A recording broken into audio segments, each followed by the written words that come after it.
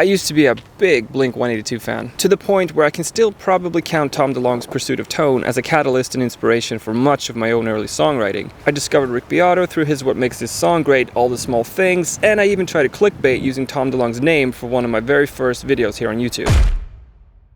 Old viewers might wonder how a Blink-182 video can fit in with my usual stuff, and new viewers, if there are any, well, I assume you're Blink-182 fans? Hi, by the way, welcome. I'm Philip and I make videos about music, not usually Blink-182.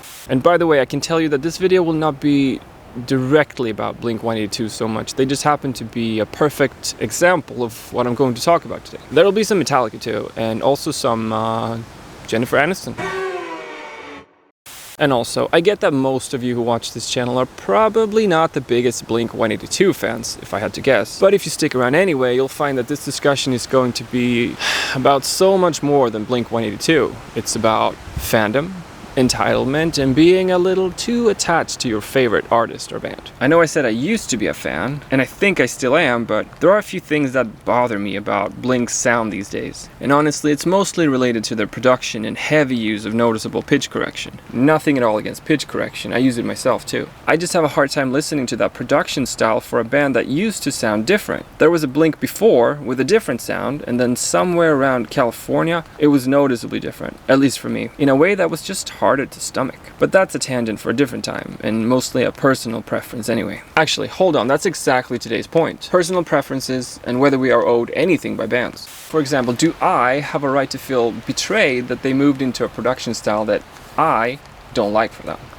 Do they owe me anything? Do we as fans or listeners have a right to make statements about what bands should or shouldn't do? And in case you don't know the story, about a year ago, Blink-182 put out a statement that original member and songwriter Tom Delonge had returned to the band. And this was after Delonge had quit the band a second time. The first time he left, he returned after drummer Travis Barker had nearly died in a plane crash. This temporarily brought the band back together for about 5 years. Then Delonge quits again. Fast forward to 2021, and other founding member and songwriter Mark Hoppus is diagnosed with cancer. The next year, Tom Delonge is back again for a second reunion. I'm only telling the story this way because a few days ago the band put out a very heartfelt single called One More Time, and some of the lyrics are, "I wish they told us. It shouldn't take a sickness, or airplanes falling out the sky.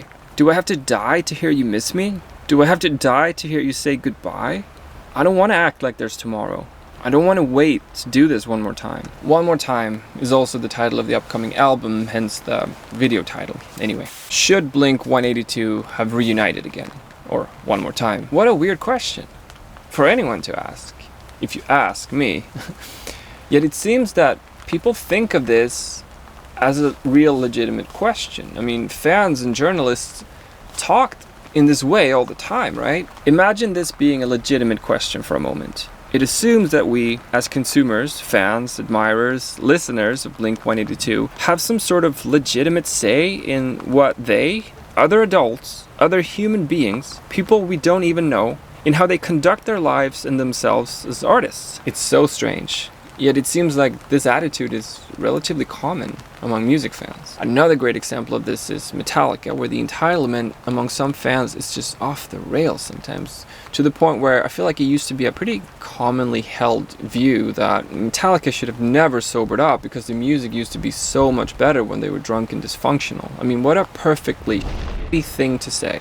Because what's being said there is basically I, a random person, prefers for you, fellow human being I don't know, to not get your life in order and not even try to work through your suffering or develop healthy ways to cope with life without the need for substances, so that I, once again, a random person, can casually enjoy the music that comes out of that suffering, at my convenience and on my own terms, indefinitely. Because that's somehow my right, and a perfectly fine thing to publicly say about other human beings. I mean, that's a bit of an extreme example, and most people hopefully recognize that that's a pretty thing to say, but still, the main question here is, are we entitled to anything from our favorite bands and artists?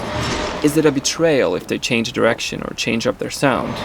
Do they owe us anything in exchange for their fame or success? I feel like there's a tendency for people to, I don't know, see their part in a band's success and somehow think that because we, in air quotes, made you big, now you owe us somehow. I get that music is personal, and I get the projection aspect of it. A band breaks up, or they get back together, or change their sound. It can feel like a betrayal, because their music played a pivotal role in our lives at crucial moments. I get all that. But to then think that you are owed something because of it, or that you, and of course I don't mean you, dear listener or viewer, but you know what I mean. To think that you, having an opinion about what they do, or the direction and circumstances of and around their art, is somehow legitimate, it's just bonkers to me.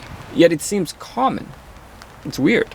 I guess it's like people having opinions on celebrity couples and breakups. Brangelina and Team Jennifer Aniston comes to mind. I don't know, does anyone even remember any of that stuff? It's nothing new. Weird distractions. I guess I don't have a point other than to say that it's bizarre to me. Whether or not Blink-182 or Guns N' Roses or whoever, or is it whomever? I never know. Should or shouldn't have reunited is a question for the people involved in that decision. Not a question for people who happens to like or happen to have liked at some point the music that was put out by the individuals involved in that decision. How can any of that be our business? We don't get a say no matter how weirdly tribal or possessive we get over music, because we don't have to live with the consequences of those decisions. We're not part of the relationships involved in making something like that work. Anyway, just the old bands. I even questioned releasing this video because I thought maybe some of it felt out of place, so please let me know your thoughts. Am I missing something here? Was it out of place? And as always, thank you so much for watching, and please have a wonderful day wherever you are in the world. Bye. Following my father.